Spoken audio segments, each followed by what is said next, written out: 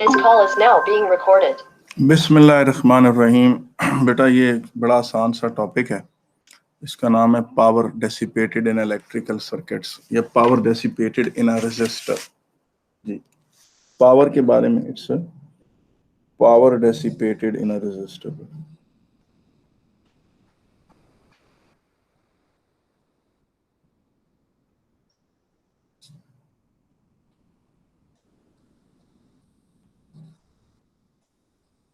Power dissipated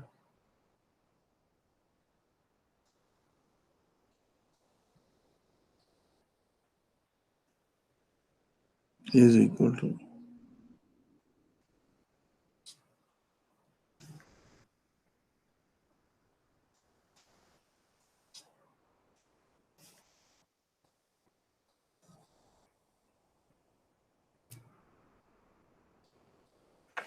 power dissipated in resistor. आपको पता है वर्क डन ओवर टाइम या heat produced in the resistor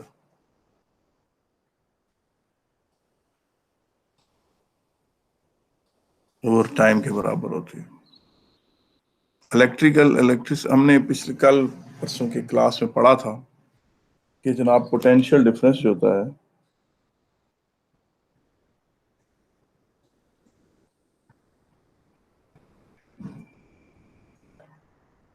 is equal to work done over, potential difference is equal to work done over charge होता है। हमने ये चीज पढ़ी थी। अब पोटेंशियल डिफरेंस को आप V से रिप्रेजेंट कर दें, वर्क डन को W से और चार्ज को Q से। आप इस पॉइंट पे पहुंच जाएंगे कि work done is equal to voltage into charge. ठीक है कि नहीं? अब वोल्टेज इनटू चार्ज हो गया ये, तो आप देखें फिर पावर की डेफिनेशन क्या बने। Power is equal to work done over time है, तो power is equal to voltage into charge over time. Voltage charge over time is current. तो पावर किसके बराबर है? Work done over time. Power work done over time है तो ये voltage into charge over time, तो ये वोल्टेज इनटू करंट होगा। और इस तरीके से आप पावर को कैलकुलेट कर सकते हैं। ठीक है, इसमें ये चीज देखें कि ये दोनों मिलकर इन्होंने करंट को बना लिया। ये चीज करंट में चार्ज ओवर टाइम करंट बन गया। और इसी तरीके से अगर हम इस वाली वोल्टेज पे ओहम्स लॉ लगा दें, हमारे पास पावर I² R के भी बराबर आ सकती है। और अगर हम कुछ यूं करें कि इस वोल्टेज को यूं ही रहने दें और इसकी जगह V/R लगा दें, तो हमारे पास जो पावर का है, ये देखें आपके पास V²/R आ गया। ये आपके पास क्या आ गया?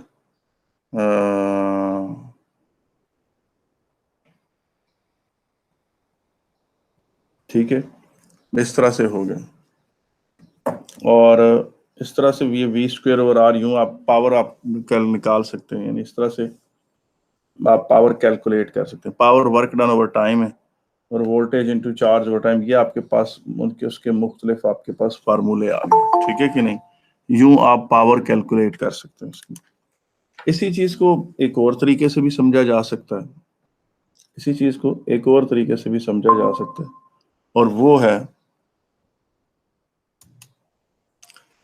इसी तरीके को एक और तरीके से भी समझा जा सकता है। आप ये चीज देखें कि हमने एक मिसाल दी थी कि ये कोई गली है और हमने कहा था कि इस गली में से 3 डोंकीज पर सेकेंड इसमें एंटर हो रहे हैं, 3 डोंकीज पर सेकेंड इसमें से लीव कर रहे हैं।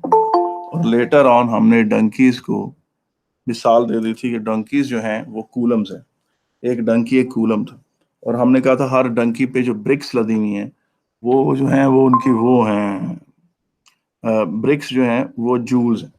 यानी एक डंकी पे 50 ब्रिक्स अगर लगी हुई हैं, यहाँ पर आपको होता है कि जब डंकीज एंटर हो रहे थे, हर डंकी पे 50 ब्रिक्स पर डंकी थी, या हम कहेंगे 50 जूल्स पर कूलम थे, या आप उनको 50 वोल्ट्स कह लें, पोटेंशियल ऑफ द पॉइंट।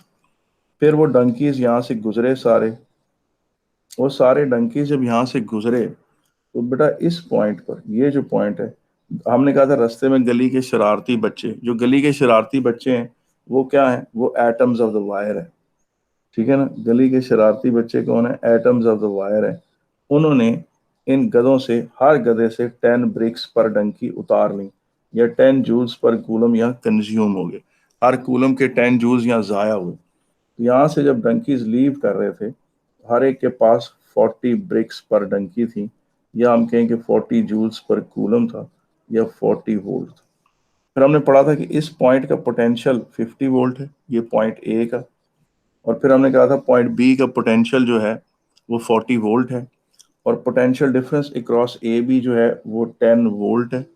और हमने ये बात पढ़ी थी कि पोटेंशियल ड्रॉप, यहाँ पर पोटेंशियल ड्रॉप इस पूरी जो स्ट्रीट है इसमें 10 वोल्ट्स का पोटेंशियल ड्रॉप हुआ है। करंट 3 एम्पियर है, और current 3 ampere is entering the wire and 3 ampere is leaving the wire, and at any point on the wire आपका करंट 3 एम्पियर। अब इसी चीज को अगर आप ये चीज नोट करें कि अगर 3 गधे एक सेकंड में आ रहे हैं, हर गधे से 10 ईंटें उतर रही हैं, तो इस गली में कितनी ईंटें टोटल उतर रही हैं। आप देखें, 10 ब्रिक्स पर डंकी मल्टीप्लाइड बाय 3 डोंकीज पर सेकेंड, ये आपको क्या देता है, 30 ब्रिक्स पर सेकेंड। और ब्रिक्स को आप जूल्स ले रहे थे, अब इसको इस तरह से ले लें, 10 joules per coulomb multiplied by 3 coulombs per second, तो ये आपके पास क्या बन गया, 30 कूलम्स पर सेकेंड हो गया। अब इस तरीके से जब 30 कूलम्स पर सेकेंड आ गया, तो अब आप ये चीज देखें, ये आपके पास वोल्टेज है और ये आपके पास करंट है, और ये चीज आपके पास sorry sir coulombs, 30 joules per second नहीं होगा? जी आप सही, आई एम सॉरी मैंने गलती कर दी, जूल्स पर सेकेंड। तो ये आपके पास पावर है, क्योंकि जूल्स पर सेकेंड पावर होती है, तो इस तरह पावर जो है वो वोल्टेज इंटू करंट के बराबर होगी। अब पावर जो है वो वोल्टेज इंटू करंट के बराबर हो गई, तो फिर इसी को आपने देखिए, आपने ऐसे कर लिया जी,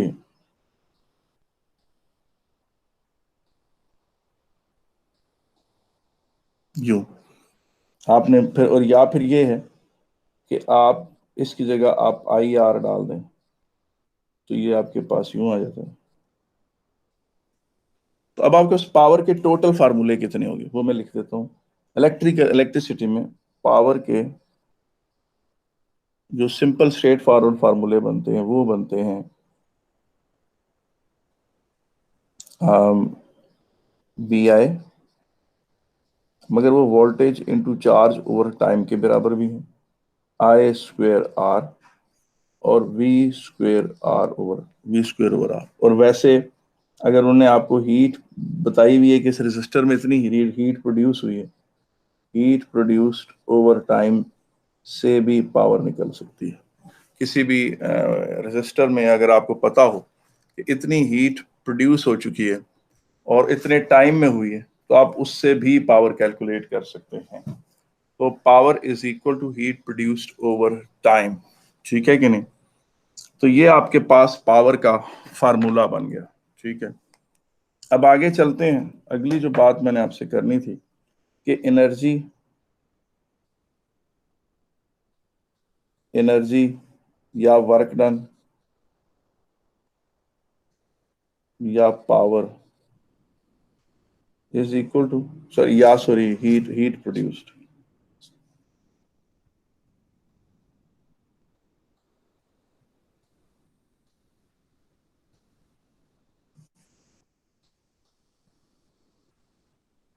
power into time, work done या एनर्जी या heat produced is equal to power into time.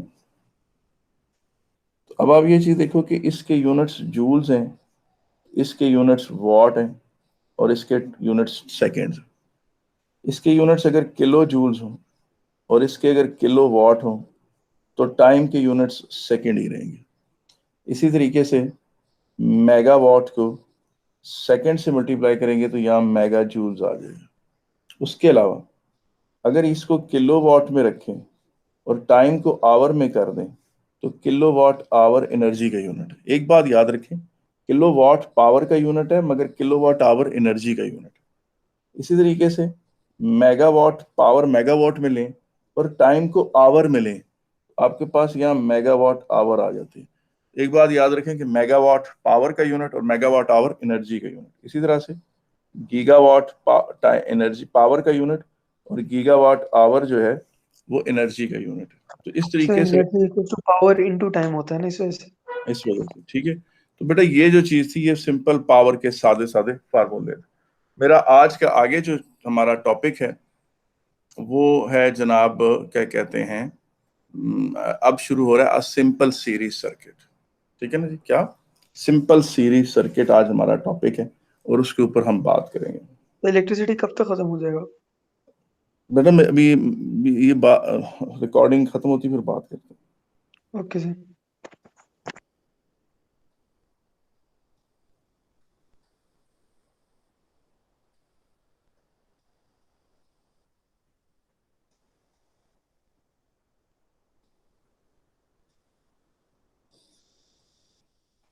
A simple series circuit.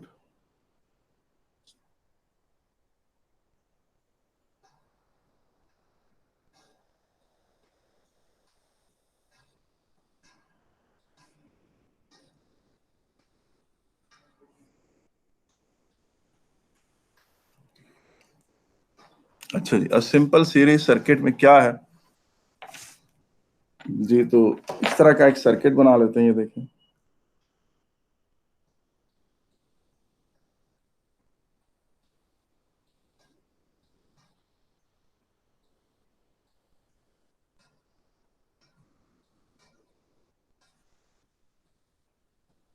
ये वाला सर्किट है। इसमें आप इसे R1 कह दें, इसे R2 कह दें, इसे R3 कह दें। और लेट से कि R1 जो है वो 100 ओम है और R2 जो है वो 200 ओम है और R3 300 ओम है और जो टोटल वोल्टेज है वो है जनाब 12 वोल्ट्स। अच्छा, और इस पॉइंट का नाम हम रख लेते हैं ए पॉइंट, इस पॉइंट का नाम हम रख लेते हैं बी और इसे सी कह देते हैं और इसे डी कह देते हैं। और अगर आप चाहें तो हम इन रेजिस्टेंसेस को शेड भी कर देते हैं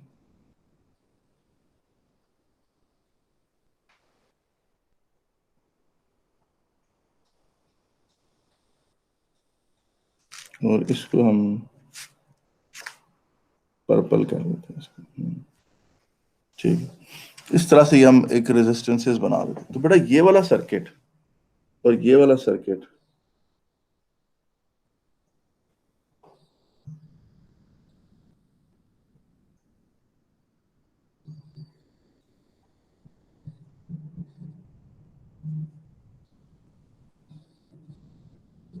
ये एक ही है।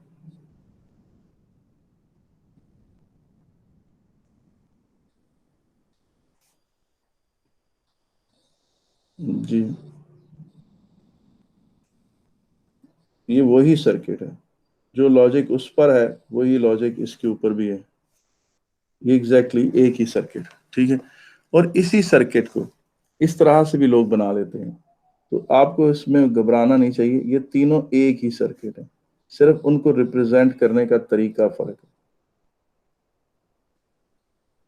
ये देखिए, ये 100 ओम, ये 200 ओम, ये 300 ओम। और उसी तरह से वो पॉइंट्स हैं ए बी सी, और यही पॉइंट ए बी सी, और ये पॉइंट डी, ये पॉइंट डी, और इसमें ये 12 जो वोल्ट हैं वो यहाँ दिखाए गए हैं। इस टर्मिनल के साथ 12 वोल्ट दिखा दिए गए। तो ये तीनों सर्किट एक जैसे सर्किट, बनाने में फर्क हो सकता है इनके, लेकिन ये तीनों सर्किट एक ही हैं। तो जो लॉजिक में अब लेफ्ट हैंड साइड वाले लड़के सर्किट पे लगाऊंगा वही लॉजिक राइट हैंड वाले सर्किट पे भी अप्लाई होगी। तो सिंपल सीरीज सर्किट है, तो सिंपल इसमें बातें सुनते जाएं। जो आपने इसमें जो पॉइंट टू बी नोटेड है वो देखें। सबसे पहली बात यह कि इसमें टोटल रेजिस्टेंस कितनी, ठीक है ना। मैं दोबारा आपके सामने यहाँ छोटा सा इसे बना देता हूँ। ये है, इस तरह से था, ठीक है कि नहीं। ये R1 था, ये R2, ये R3। टोटल वोल्टेज को, EMF को E कहते हैं। और फिलहाल एज्यूम करें कि internal resistance of the battery नहीं है, यानी अभी इसमें मैंने internal resistance of the battery को 0 एज्यूम किया, ठीक है। तो इसमें जो टोटल रेजिस्टेंस बनी वो कितनी, सबसे पहली बात है कि इसकी टोटल रेजिस्टेंस हमेशा R1 plus R2 plus R3, ये इसकी सीरीज में सिंपल रेजिस्टेंस ऐड हो जाती। और हमारे इस केस में 100 plus 200 plus 300 is equal to 600 ohm. और EMF जो है वो 12 वोल्ट थी, हमने ली थी।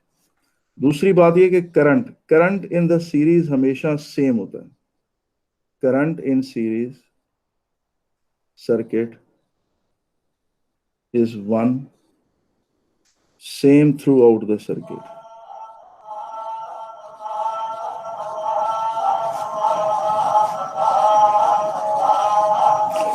अच्छा जी, तो वो क्या है करंट?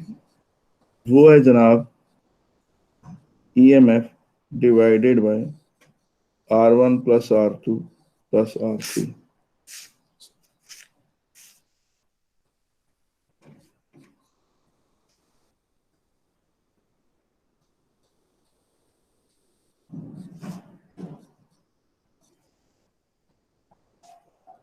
ये कर लिया इस तरह से, 12/600। current is in series circuit is one, same throughout, is one, only on one है सर और 0.02 आ रहा है। 0.02 एम्पियर। और अगर आप डेसिमल को 3 स्टेप्स आगे ले जाएं तो मिली एम्पियर में कन्वर्ट हो जाता है। आसान तरीका है मिली एम्पियर में कन्वर्ट करने, यानी एम्पियर हो और डेसिमल आप 3 प्लेसेस आगे मूव कर दें तो वो मिली में कन्वर्ट हो जाता है, और 3 प्लेसेस लेफ्ट की तरफ शिफ्ट कर दें तो वो एम्पियर में कन्वर्ट हो जाता है। अब ये सेम करंट है जो पूरे सर्किट में एक ही फ्लो करेगा, ठीक है कि नहीं। यानी इस सर्किट में यहाँ पर इसमें पूरा थ्रू आउट जो है वो 0.2 एम्पियर ही फ्लो करेगा। सीरीज सर्किट में जो सबसे मेन चीज है ना, वो देखें, इसके क्रॉस एक थोड़ी वोल्टेज जाया हो रही है, कुछ एनर्जी जाया हो रही है जो 1 कूलम जाया कर। इसके क्रॉस भी कुछ वोल्टेज है वो जाया हो रही है, और इसके क्रॉस भी वोल्टेज है जो जाया हो रही है कुछ, ठीक है कि नहीं। और जाहिर है इस रेजिस्टेंस R1 में कुछ पावर भी प्रोड्यूस हो रही है, ठीक है कि नहीं। इसमें क्या प्रोड्यूस हो रही है, देखिए कुछ पावर भी प्रोड्यूस हो रही है इसी के क्रॉस, इसके क्रॉस भी कोई पावर प्रोड्यूस हो रही है, और इसके क्रॉस भी कोई पावर प्रोड्यूस हो रही है। और जाहिर है इस रेजिस्टर में कोई हीट भी प्रोड्यूस हो रही है। हीट, जाहिर है पावर प्रोड्यूस हो रही है तो ओवर द सम टाइम कुछ हीट या वर्क डन भी हो रहा है, और इसमें भी कोई हीट प्रोड्यूस हो रही है, और इसमें भी कोई हीट प्रोड्यूस हो रही है। आप हीट प्रोड्यूस कर लें या उसको वर्क डन से रिप्रेजेंट कर दें, W से। तो सीरीज सर्किट में जो खूबी है वो ये है कि V1 ratio V2 ratio V3, यानी वोल्टेजेस जो हैं सीरीज में, जो रेजिस्टेंस सबसे ज्यादा होती है उसको ज्यादा वोल्टेज मिलती है। V1 रेशो V2 जो है वो बराबर है R1 ratio R2 ratio R3 की। ये बात है सीरीज सर्किट की, जो ज्यादा बड़ी रेजिस्टेंस है उसे ज्यादा बड़ी वोल्टेज मिलेगी। और बेटा उसके बाद जो पावर है वो भी वही, power ratio P1 ratio P2 ratio P3 B जो है वो बराबर है R1 रेशो, सीरीज सर्किट की बात करो, किसी और की बात नहीं कर रहा, कि सीरीज सर्किट में जो रेजिस्टेंस सबसे बड़ी रेजिस्टेंस होगी उसी के अंदर सबसे ज्यादा पावर डेसिपेट होगी, और ऑफ कोर्स फिर उसी में सबसे ज्यादा हीट भी उसी में ही प्रोड्यूस होगी over the period of time. वो जो रेजिस्टेंस सीरीज सर्किट में सबसे ज्यादा है उसी को सबसे ज्यादा हीट भी मिलेगी, उसी में सबसे ज्यादा वर्क डन भी होगा। तो ये जनाब एक इम्पॉर्टेंट पॉइंट है, अगर किसी को समझ में आ जाए तो ये काफी यूजफुल पॉइंट है, काफी काम करता है। लेकिन उससे पहले मैं अभी सिर्फ इस पहले पॉइंट की तरफ अपनी तवज्जो मबजूल करूंगा, और वो है जी V1 ratio V2 ratio V3 is equal to R1 ratio R2 ratio R3। It's a very important point. आए इसको हम देखते हैं और इस पे बात करते हैं, ठीक है कि नहीं। वेरी इंपॉर्टेंट पॉइंट, ठीक है। हमने ये सर्किट कैलकुलेट कर लिया जनाब के, इसमें ये आपको पता है ये 100 ओम था, ये 200 ओम था, ये 300 ओम था, ठीक है कि नहीं। हमें इस सर्किट की बार बार जरूरत पड़ेगी, जो जो स्क्रीन आगे मूव करेगी, तो हम ऐसा करते हैं कि इसको यहां से कॉपी कर लेते हैं, ठीक है कि नहीं, कॉपी कर ली, और इसी को फिर हम आगे यहां पर पेस्ट कर देते हैं, कॉपी कर दिया यहाँ पर, फिर दोबारा कॉपी कर दिया इसको यहीं पर,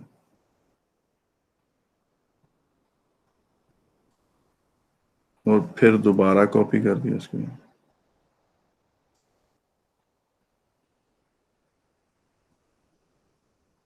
और फिर दोबारा यहाँ, ताकि स्क्रीन अगर स्क्रॉल होती जाए आगे तो सर्किट आपके सामने वही रहे जी। तो मैंने दो बातें बता चुका हूँ। पहली बात मैंने आपको बताई है कि सिंपल सीरीज सर्किट में रेजिस्टेंस सेम रहती है। दूसरी बात मैंने बताई कि sorry resistance sum of all resistances होती है। दूसरी बात मैंने आपको बताई है कि सीरीज सर्किट में जो करंट होता है वो एक ही करंट फ्लो करता, ठीक है कि नहीं।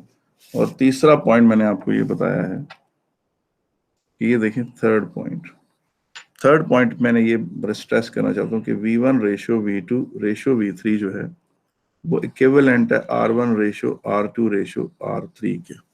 कैसे भला ये देखें, अब आप देखें जो वोल्टेज V1 है ये बराबर है करंट टाइम्स R1 के। तो करंट कितना आया था 0.02 एम्पियर, और R1 कितना आया आपका 100 ओम। आपने इसको सिंप्लीफाई किया तो ये कितना बन गया 2 वोल्ट्स बन गया, ठीक है कि नहीं। अच्छा, अब आप ये चीज देखो कि V2 निकालें आप, I R2 के बराबर है 0.02 इंटू 200, ये बराबर है 4 वोल्ट के। और V3 आप निकालें वो किसके बराबर है I R3 के 0.02 इंटू 300, तो ये बराबर किसके है 6 वोल्ट के। तो इसका मतलब है कि जो वोल्टेजेस हैं वो आप खुद नोट करें कि रेजिस्टेंस की रेशो क्या थी 100 ओम, रेशो 200 ओम, रेशो 300 ओम, और वोल्टेजेस क्या आई 2:4:6, ये टोटल वोल्टेज आई। और ये नोट करें कि टोटल वोल्टेज जो है उसकी रेशो तो एक तो वही सेम है, देख लें, क्योंकि इनकी रेशो 1:2:3 बनती है, और ये इक्विवेलेंट है इसके भी 1:2:3 ही बन रही है। इसका मतलब है कि सीरीज सर्किट में जो चीज क्या कहते हैं ज्यादा बड़ी रेजिस्टेंस है उसी को ही ज्यादा वोल्टेज मिलती है। तो यही चीज बुनियाद है हमारी उसकी वोल्टेज डिवाइडर रूल की। वोल्टेज डिवाइडर रूल क्या होता है, ये पोटेंशियल डिवाइडर रूल, और ये जाहिर है सीरीज सर्किट पढ़ रहे हैं तो वोल्टेज डिवाइडर रूल हमारा जो है वो applicable on this series circuit.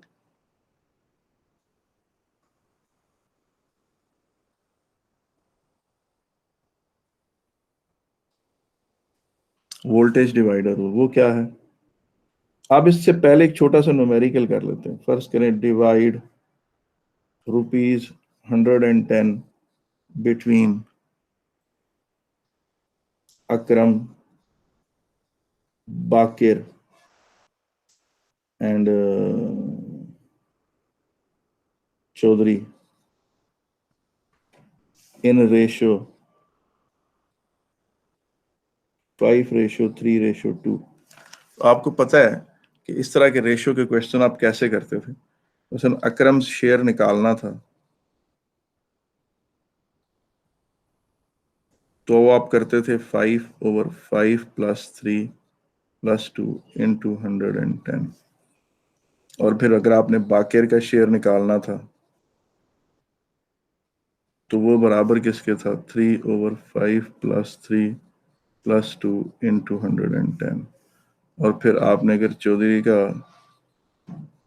Chaudhary share निकालना था तो वो बराबर है 2/5 + 3 + 2 इंटू 110। आप इस तरह से निकालते थे। बिल्कुल यही तरतीब आपने जहन में रखनी है कि जब आपसे कोई कहे कि जनाब V1 निकालें तो V1 बराबर होगा R1/R1 + R2 + R3 into total voltage. ठीक है ना, ये तरीका है सीरीज सर्किट में R1 के क्रॉस वोल्टेज निकालने का।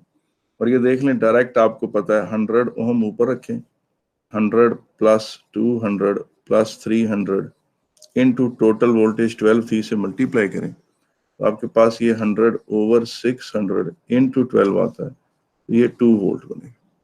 इसी तरह से वोल्टेज V2 निकालनी हो तो वो बराबर होगी R2 over R1 plus R2 plus R3 into total voltage. इसी तरीके से अगर सर यहाँ आपने पे ई क्या रिप्रेजेंट करते हैं? Total voltage, EMF, total voltage, कल परसों हमने कहा नहीं था कि EMF ओके। और बेटा ये जो मैं एनालिसिस कर रहा हूँ उसमें मैं internal resistance of the battery नहीं ले रहा, बैटरी के इंटरनल रेजिस्टेंस को फिलहाल मैंने इग्नोर किया हुआ। ओके। और उसके बाद देखें R3 ओवर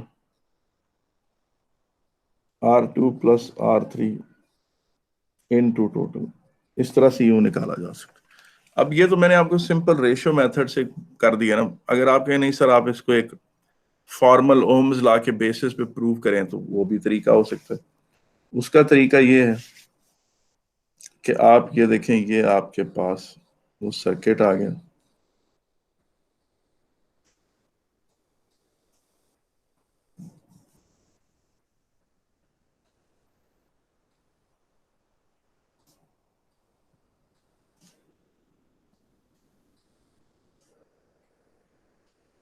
ठीक है कि नहीं?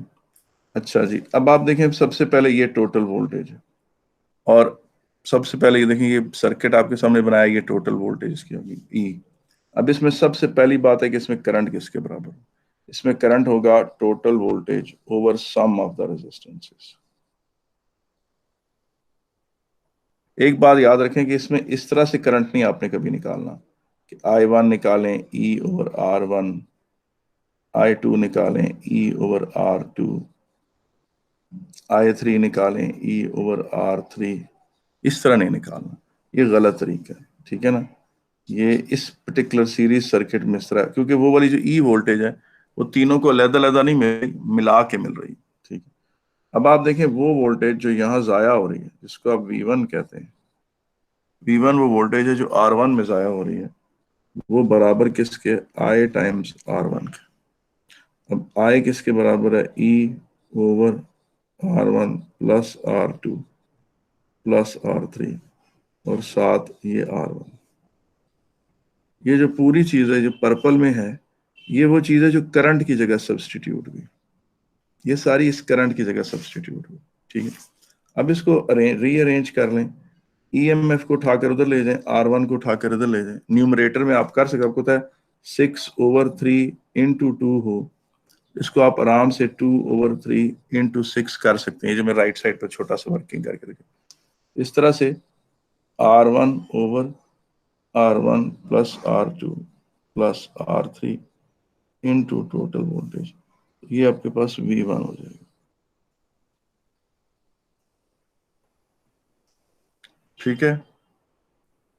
ये इस तरह से आप इसको डिराइव कर सकते हैं। अच्छा, अब ये बता बात हो गई जनाब आपके पास वोल्टेज डिवाइडर रूल की।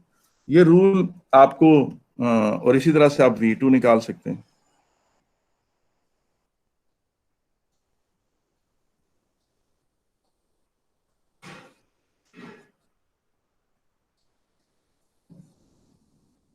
ठीक है, इसी तरह से वोल्टेज आप V3 निकाल सकते हैं।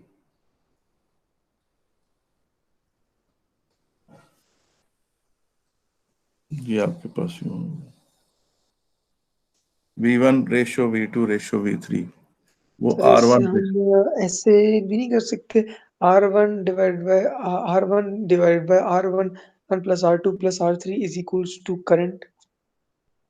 नहीं सर, तो E divided by R1 plus R2 plus R3 is equals to current. बेटा वो तो पहले कर लिया ना, वो मैंने सिर्फ वोल्टेज डिवाइडर रूल जो होता है ना उसमें हम करंट को अवॉइड करते हैं इस तरह से, इसलिए बनाया, वरना वैसे वो देखें करंट तो पहले निकाला है ना मैंने, वो निकाल के सब्सटीट्यूट किया, उसी के जरिए प्रूव कर रहा हूं। ओके ये सर। होता है जब आपने डायरेक्ट वोल्टेज निकालनी हो रेजिस्टेंसेस को देख के, तब आप इस तरह से वोल्टेज डिवाइडर रूल लगाते हैं। अब voltage okay divider rule very important है, बच्चे इसकी कदर नहीं करते, ये बहुत पेपर में आया हुआ। और अगर देखें अब मैं चूंकि अगर मैं 3 का बताया है तो 2 का अलहदा से नहीं बताऊंगा, तब भी कुछ बच्चों को मसला होता है। ये मैं दो का भी बता देता हूँ। क्या देखें, ये टोटल वोल्टेज ही है, यहाँ पर वोल्टेज V1 है और ये रेजिस्टेंस R1 है, ये R2 है, ये वोल्टेज V2। तो V1 बराबर किसके है?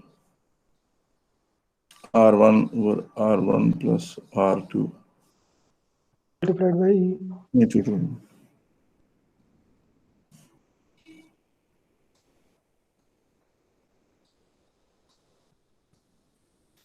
ये है।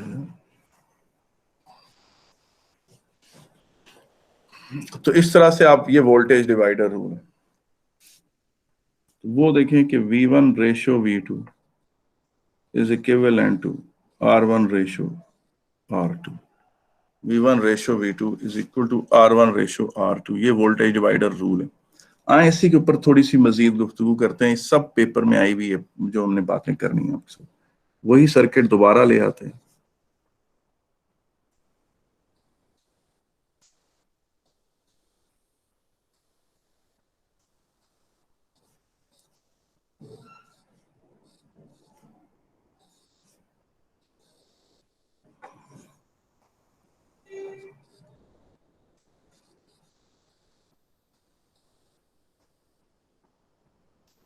ये 300 ओम,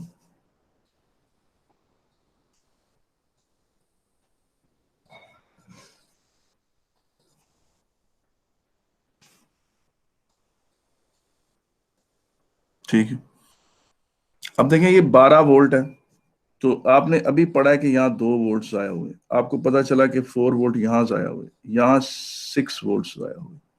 ठीक है ना, आपने अभी निकाली कैलकुलेशन। आए जरा इसको देखते हैं कि अगर फर्ज करें यहां से हम वो कन्वेंशनल करंट लें, फ्लो लें, हम कहते हैं जी 1 कूलम जब यहां पहुंचा उसके पास 12 जूल्स पर कूलम थे। ठीक है, और जब वो इस रेजिस्टर में से गुजरा तो 2 जूल्स उसके जाया हो गए, तो यहाँ उसके पास 10 जूल्स पर कूलम रह गए।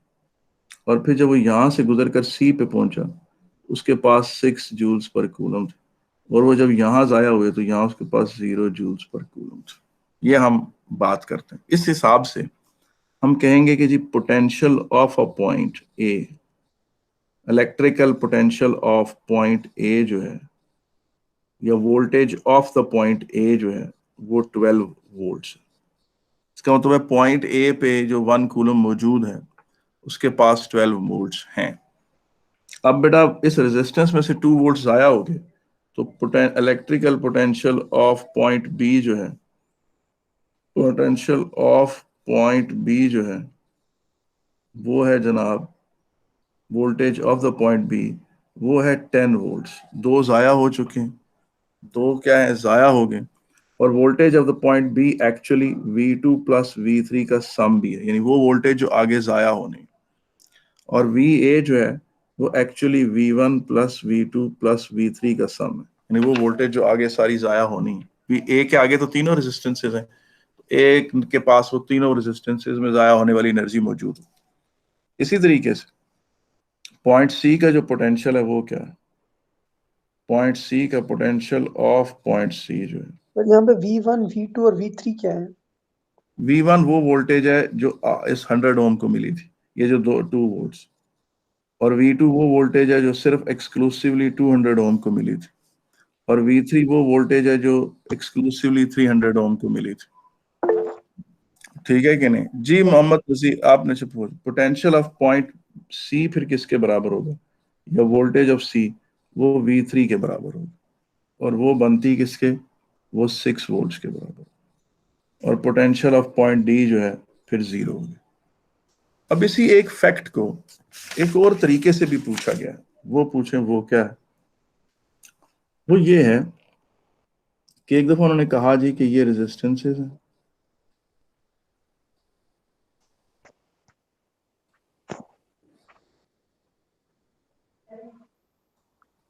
ठीक है, ये नेगेटिव पॉइंट है, ये पॉजिटिव पॉइंट है। और फर्ज करें कि ये आपके पास वही 12 वोल्ट्स है, वही 12 वोल्ट्स है, और ये वही 100 ओम है, ये 200 ओम है, ये 300 ओम है, ठीक है कि नहीं। और आपने अभी पढ़ लिया कि इसको मिलेंगे 2 वोल्ट्स, इसको मिलेंगे 4 वोल्ट्स, इसको मिलेंगे 6 वोल्ट्स, यह भी आपने पढ़ा, ठीक है। फिर आपको ये बात भी पता है कि इस पॉइंट का जो पोटेंशियल है वो है 12 वोल्ट, इस पॉइंट का पोटेंशियल है 10 वोल्ट्स, और इस पॉइंट का पोटेंशियल है 6 वोल्ट्स, और इस पॉइंट का पोटेंशियल है 0 वोल्ट। अब पेपर में एक ये पॉइंट ए, ये पॉइंट बी, ये पॉइंट सी और ये पॉइंट डी, पेपर में यही सर्किट बना हुआ था, इसी तरह का बना था और कमोबेश यही वैल्यूज थी, लेकिन उसमें एक चीज उन्होंने ऐड कर दी थी एक्स्ट्रा। उन्होंने ना बी को ऐसे करके बी के साथ ये चीज दिखाई, ये वोल्टेज पॉइंट बी नहीं, बी पर उन्होंने ये निशान लगा दिया ऐसे करके, वो जो ग्राउंड वाला निशान नहीं होता, यानी इस तरह सर्किट ऐसे बनाया हुआ था।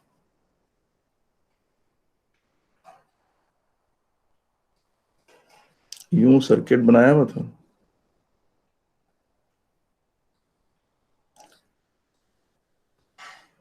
यूं,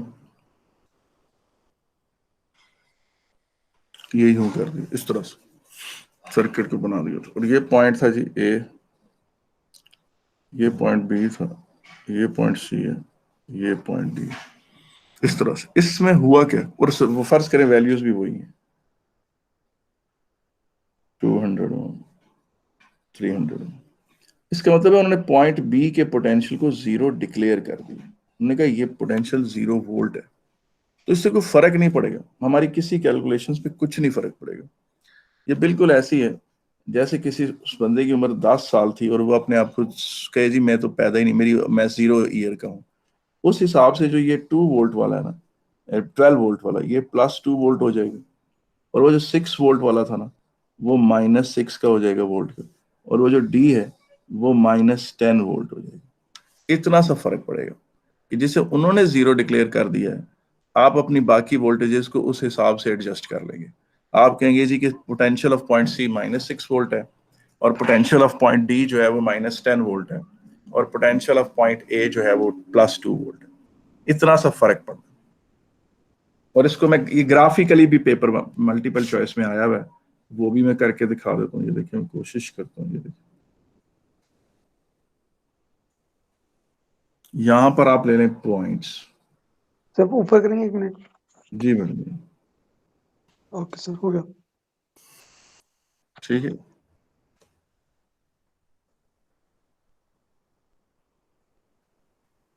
अब देखिए 1 2 3 4 5 6 7 8 9 10 11 12, ये 12 वोल्ट हो, ये पॉइंट हो गया जी ए, ये पॉइंट हो गया बी, ये पॉइंट हो गया सी, और ये पॉइंट हो गया डी, ठीक है कि नहीं। और वाई एक्सिस पे क्या है, वोल्टेज है, एक्स एक्सिस पे क्या है, पॉइंट्स ऑफ द सर्किट।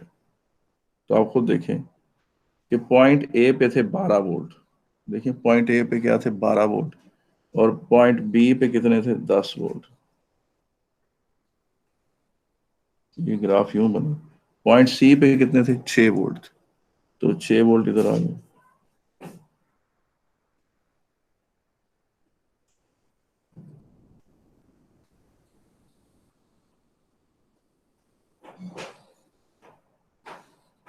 ये तो ये देखिए ये 10 वोल्ट्स हैं इस तरह से।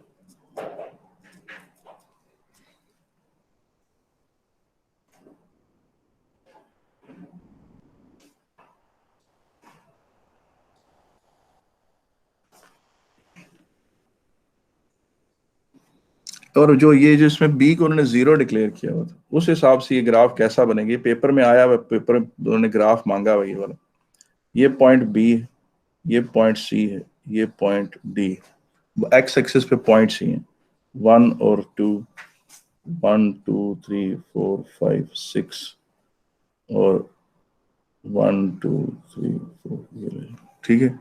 अब होगा क्या, ए के वोल्टेज थी +2 वोल्ट, ए की वोल्टेज कितनी थी +2 वोल्ट, ठीक है। बी की वोल्टेज कितनी है 0, और सी की वोल्टेज कितनी है, वो -6 हो जाएगी, 1 2 3 4 5 6, ये और डी की voltage -10, according to the new convention set by the circuit में उसने पॉइंट बी के पोटेंशियल को 0 डिक्लेयर कर दिया। तो अब आप मुझे बताएं कि इसमें कोई मसला तो नहीं है, ठीक है कि नहीं? हेलो सर क्या Yes, एक में sir. ग्राफ कर्व होगा और एक में एक स्ट्रेट लाइन होगी क्या? ये सारे कर्व ही बनेंगे जरा, मैं जरा कोई नीट ग्राफ तो बना दूंगा। ओके सर, थोड़े समझ कर्व गया, कर्व नहीं होंगे, आप कहें कि इस तरह के होंगे, इस तरह के बना के देखो, कर्व तो नहीं है ये, ऐसे करके इस तरह से। ठीक है कि नहीं?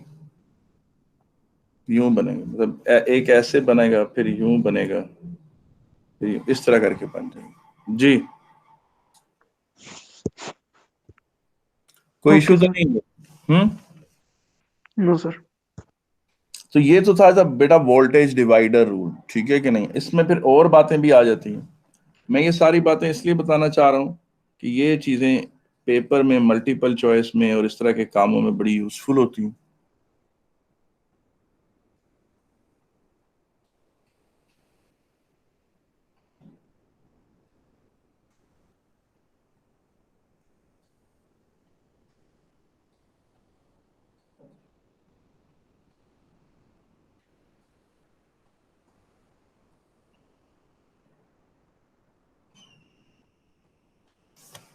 अच्छा जी, अब देखें आप इसमें ये वोल्टेज इसके क्रॉस V1 है,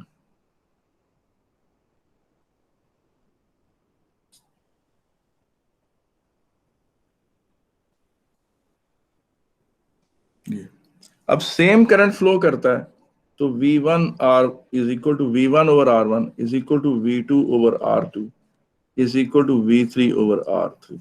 ये सेम आप क्या कहते हैं, ये भी यूज कर सकते हैं। ये सारी चीजें इसलिए लिख रहा हूं कि ये सारी मल्टीपल चॉइस को हल करने में या क्वेश्चन में कई जगह को क्लिच आ जाती है, उसको एकदम कैसे रिमूव करना है और किस तरीके से आगे चलना है, ये चीजें इस तरह से हैं, ठीक है कि नहीं है? तो ये भी एक तरीका है। फिर आपको ये भी पता होना चाहिए कि अभी हमने पढ़ा है कि पावर भी उसी रेशियो से डिवाइड होती है, तो पावर ओवर R1 जो है वो पावर ओवर R2 और पावर ओवर R3, उसमें भी ये यूज हुआ। इस तरह से आपको ये भी पता होना चाहिए कि इन हीट या energy dissipated in one resistance is equal to energy dissipated over second resistance, ratio same है। ये अब आप देखें कि आप कहेंगे सर इतनी बातें लिखने का क्या फायदा? ये जो फैक्ट है ना, ये एक पेपर में, पूरे 20 सालों में एक पेपर में ये भी यूज हुआ। इसका मतलब है जितना आपने बारीक बीनी से इन चीजों को पढ़ा होगा, आप उतना बेहतर इसे डील कर सकते हैं, ठीक है ना? हालांकि है ये सिंपल सीरीज सर्किट, और अगर सच पूछे तो ये ओ लेवल का बच्चा हल कर सकता है, लेकिन उसी एक सर्किट को अच्छी तरह रगड़ के कैम्ब्रिज ने पूछा, ठीक है कि नहीं? उसके बाद आप ये चीज देखें, ये भी मैं आपके सामने एक रखता हूं, वही सर्किट है, सर्किट चेंज नहीं कर रहा। ये देखें,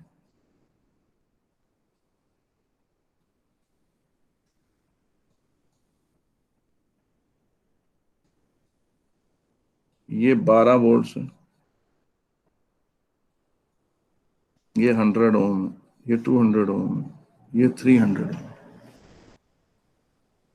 और ये पॉइंट ए है, ये पॉइंट बी है, ये पॉइंट सी है, ये पॉइंट डी है, ठीक है कि नहीं? अब आपने नोट जो करना है वो मैं बता देता हूं आपको कि इसमें आप खुद ये चीज देखें कि यहां पर अभी आपने पढ़ा है कि इसका पोटेंशियल है 12 वोल्ट, इसका पोटेंशियल है 10 वोल्ट, और इसका पोटेंशियल है 6 वोल्ट, और इसका पोटेंशियल है 0 वोल्ट, ठीक है?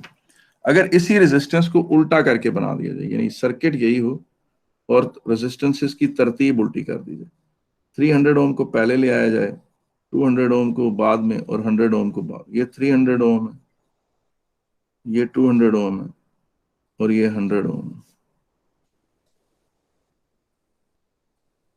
ऐसे कर देते हैं। हमें ये बात नहीं भूलनी चाहिए कि जाहिर है कि जो रेजिस्टेंस सीरीज में बड़ी है उसी को ही बड़ी वोल्टेज मिलेगी, उधर ही 1 कूलम की एनर्जी ज्यादा जाया होगी।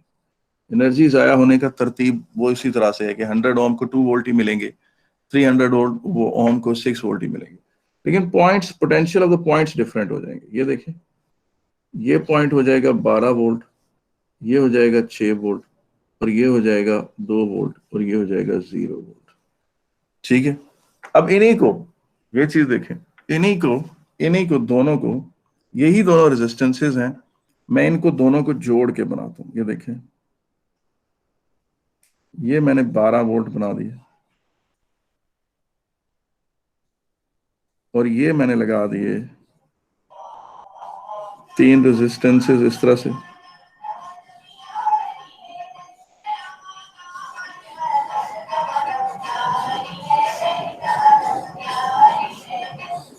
ये इस तरह से। अच्छा जी,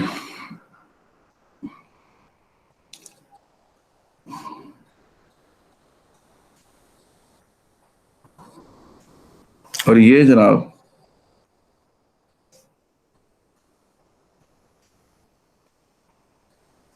ये इस तरह से। ठीक है, अब ये मैंने उल्टे दोनों को, एक में 100 200 और 300 लगा दिया और दूसरे में बेटा मैंने 300 200 100 कर दिया। अब ये जो देखें, इसका जो पोटेंशियल ऑफ द पॉइंट है ए, वो आपको पता है 12 वोल्ट है, यहां आपको पता है कि 10 वोल्ट है बी का पोटेंशियल, और यहाँ सी का पोटेंशियल आपको पता है 6 वोल्ट है, और यहाँ डी का पोटेंशियल 0 वोल्ट। अब इस जगह पर ये पॉइंट भी ए में ही आ जाता है 12 वोल्ट। इस पॉइंट का नाम आप जो भी रख लें, ये 6 वोल्ट है, इसको आप चलें एफ कह दें पॉइंट, और फिर इसको जी कह दें।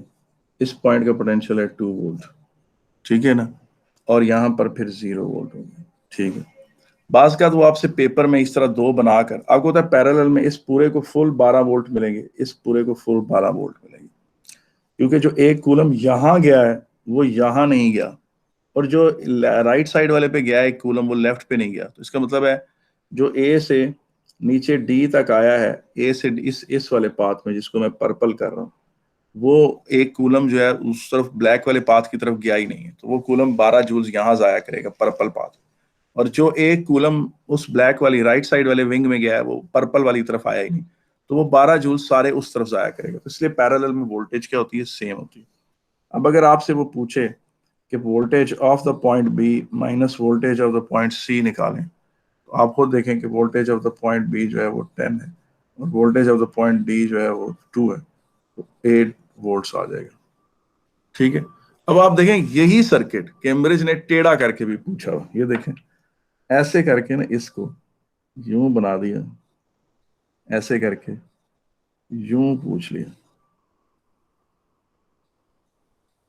ऐसे बना बैठा रहे।